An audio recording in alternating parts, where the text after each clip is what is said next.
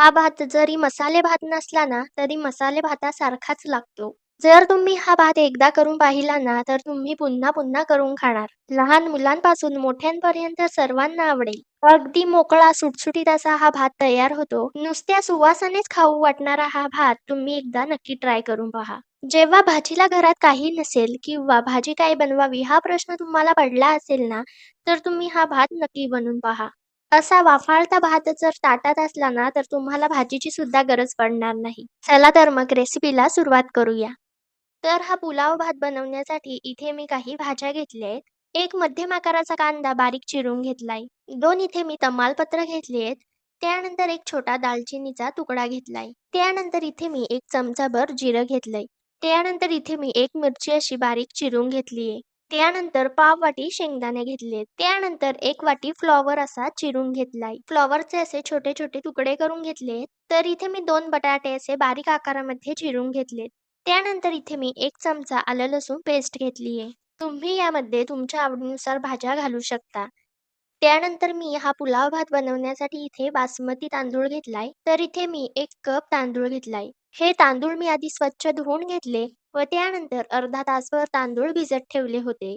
तांदूळ असे भिजवून घेतले ना की भात छान मोकळा-मोकळा तयार होतो. तर आता आपण पुलाव बनवण्यासाठी भाजी तयार करूया. इथे मी कढई गरम करत ठेवलीये. कढईमध्ये 1 पळी तेल घालूया. आता हे तेल व्यवस्थित गरम होऊ द्या. 2 तमालपत्र घालू.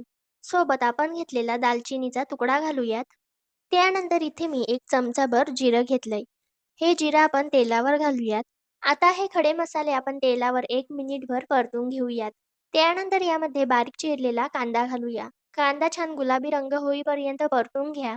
सोबत यामध्ये 1 चमचाभर आलं लसूण पेस्ट घालूया. तर इथे मी आलं लसूण ठेचून घातलंय. तुम्ही याची पेस्ट सुद्धा करू शकता.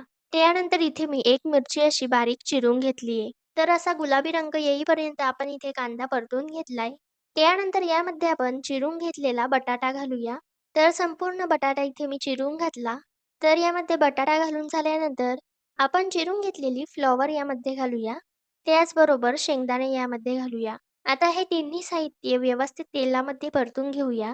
त्यानंतर यामध्ये आपण काही मसाले घालूया. सर्वात आधी आपण यामध्ये चवीनुसार मीठ घालूया. त्यानंतर अर्धा चमचा हळद, 1 चमचाभर लाल तिखट. आपण यामध्ये मिरची घातली आहे त्यामुळे लाल तिखटचं प्रमाण थोडं कमी ठेवा. यानंतर यामध्ये 1 चमचाभर धनेपूड घालूया, 1 चमचा जिरेपूड, 1 चमचा गरम मसाला. आता हे सर्व मसाले आपण तेलावर व्यवस्थित परतून घेऊयात. तर अशा पद्धतीने इथे मी हे मसाले व्यवस्थित तेलावर परतून घेतलेत. आता मसाले करपू नये यासाठी थोडंसं यामध्ये पाणी घालूयात. जवळपास 1 ते 2 चमचे पाणी घातलंय. त्यानंतर आता आपण यावर झाकण ठेवूयात व या भाज्या आपण मसाल्यामध्ये 2 मिनिटभर वाफवून घेणार आहोत. तर 2 मिनिटांनंतर झाकण उघडूयात. व्यवस्थित भाज्या परतून घेऊयात. 2 मिनिटभर आपण हे झाकून ठेवलं त्यामुळे भाज्यांमध्ये छान मसाला मुरला जातो. तर इथे आपली पुलाव बनवण्यासाठीची भाजी तयार आहे. त्यानंतर आपण भिजवून घेतलेला बासमती तांदूळ यामध्ये घालूया.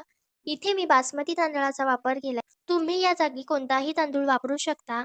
तर रोजचा आपला घरामधील तांदूळ सुद्धा तुम्ही इथे वापरू शकता. पण बासमती तांदूळ वापरला तर पुलाव छान मोकळा तयार होतो. यामध्ये तांदूळ घातले. आता हे तांदूळ आपण व्यवस्थित परतून घेऊयात. तांदूळ व्यवस्थित इथे परतून घेतलेत. त्यानंतर यामध्ये आपण गरम पाणी घालणार आहोत. 1.5 कप आपण यामध्ये गरम पाणी घालणार आहोत. कोणत्याही भाजीमध्ये गरम पाणी घातलं तर भाजीचं टेम्परेचर बिघडत नाही. त्यामुळे चवीमध्ये काही बदल होत नाही.